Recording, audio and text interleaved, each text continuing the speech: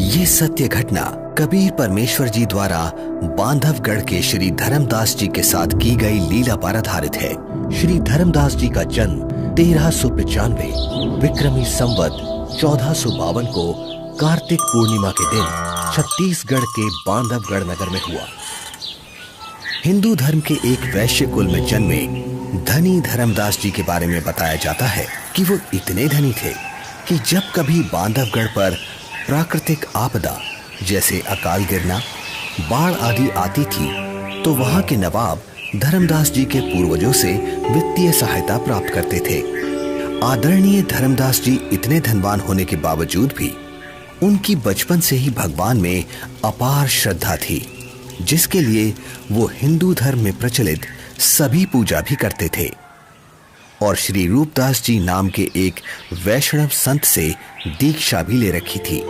अपने गुरुदेव के बताए अनुसार वो नित्य गीता जी का पाठ करते, शालिग्राम की पूजा करते, एकादशी का व्रत करते और श्राद्ध इत्यादि भी करते थे। जब धर्मदास जी वृद्धावस्था की दहलीज पर आ गए तो उन्होंने अपनी पत्नी से तीर्थों की यात्रा करने की बात कही। आमिनी। जी स्वामी। गुरुदेव ने कहा है कि मुक्ति पाने के लिए 68 तीर्थों की यात्रा जरूर करनी चाहिए, इसलिए मैं कल तीर्थ यात्रा पर निकल रहा हूँ। मेरे जाने की तैयारी कर देना, यात्रा के लिए जरूरी सामान बांध देना। ठीक है स्वामी। आमिनी, तुम अपना ख्याल रखना। जी, आप भी अपना ध्यान रखना।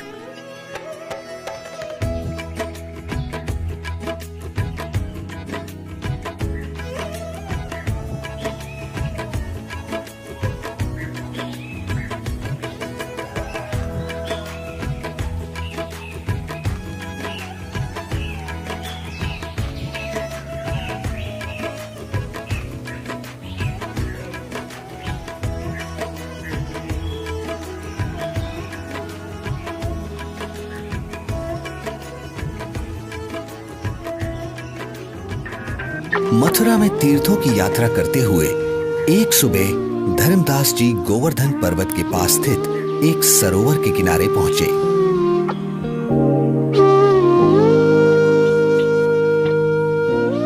वैसे तो सरोवर का पानी बहुत ही गंदा था, फिर भी वे सरोवर में उतर जाते हैं क्योंकि कहा जाता था कि उसमें नहाने से स्वर्ग मिलता है।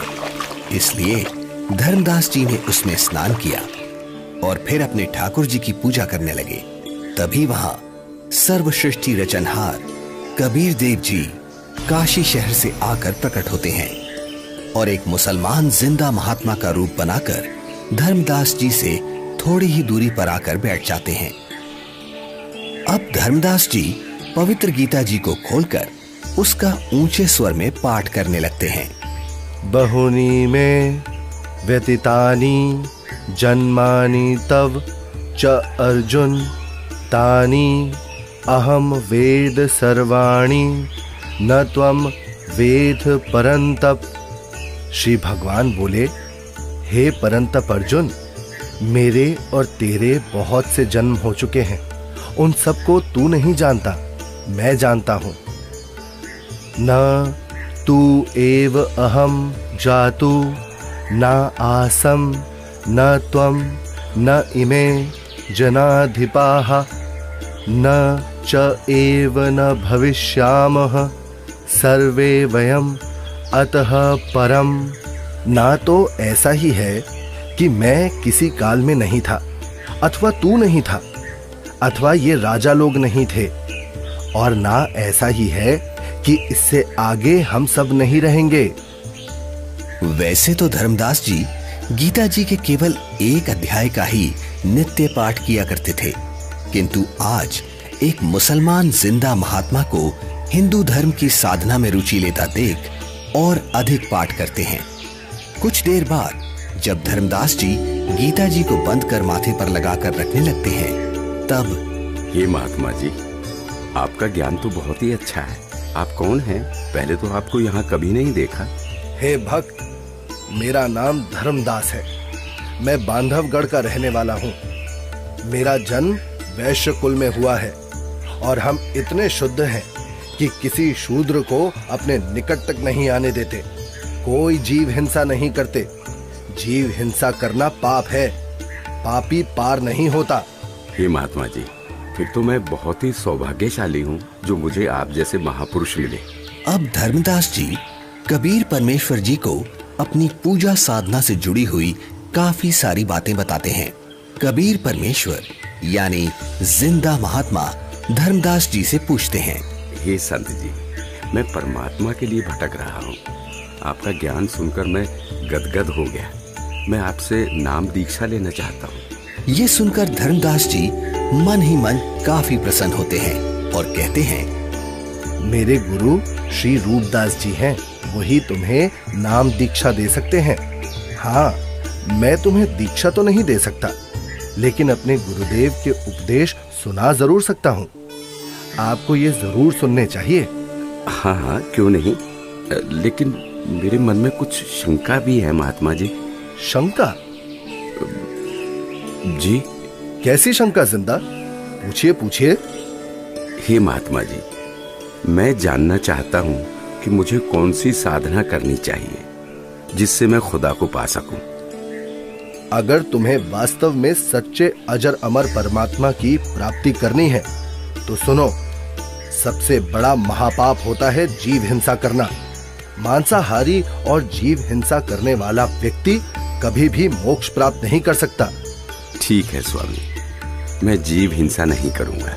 मेरे गुरुदेव श्री रूपदास श्री राम जी और श्री कृष्ण जी का नाम देते हैं, इसीलिए तुम्हें भी हरे राम हरे कृष्ण का जाप करना होगा।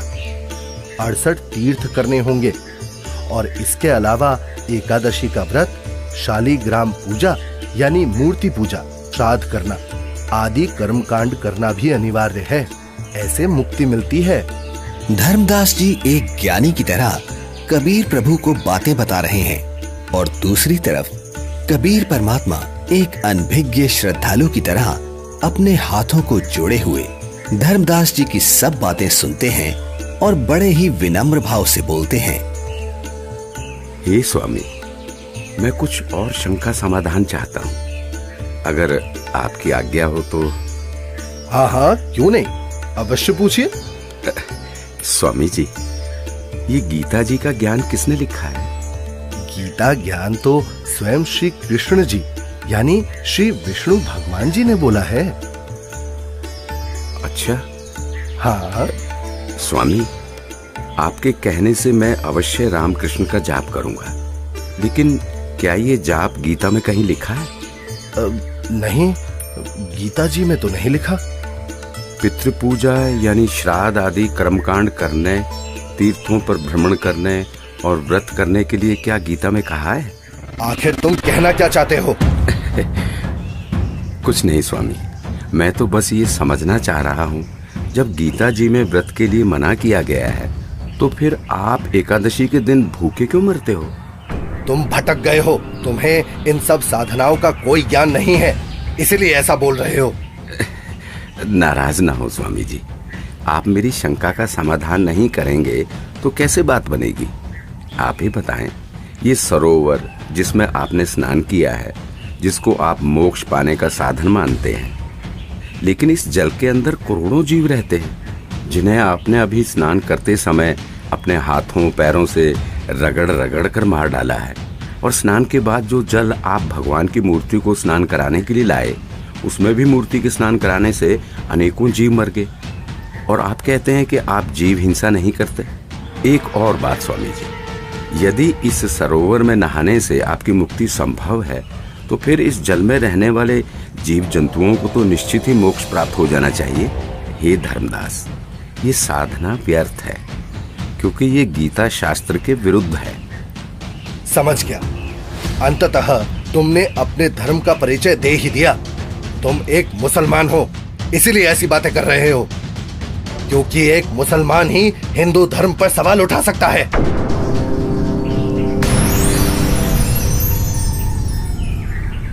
अरे, ये तो गायब हो गए। लगता है ये कोई सामान्य संत नहीं थे। मुसलमान होकर भी उनको हिंदू शास्त्रों का पूर्ण ज्ञान है। ये जरूर कोई देव पुरुष है। वे सही ही तो बता रहे थे। हे परमात्मा, एक बार फिर से वही संत मिले तो मैं अपना हठ छोड़कर नम्र भाव से संपूर्ण ज्ञान समझूंगा। हे भगवान, माफ करो मुझे।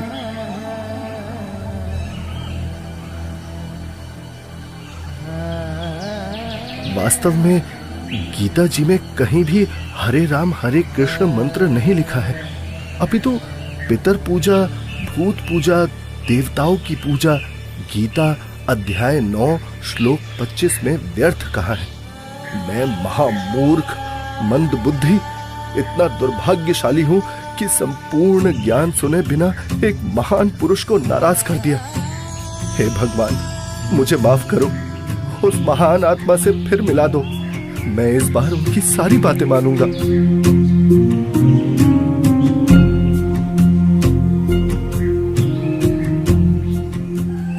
आज धर्मदास जी का मन किसी भी कर्म कांड में नहीं लग रहा था।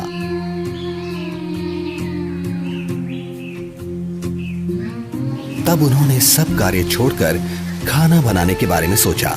भगवान का प्रसाद बना लेता हूँ और फिर उन महापुरुष की खोज कर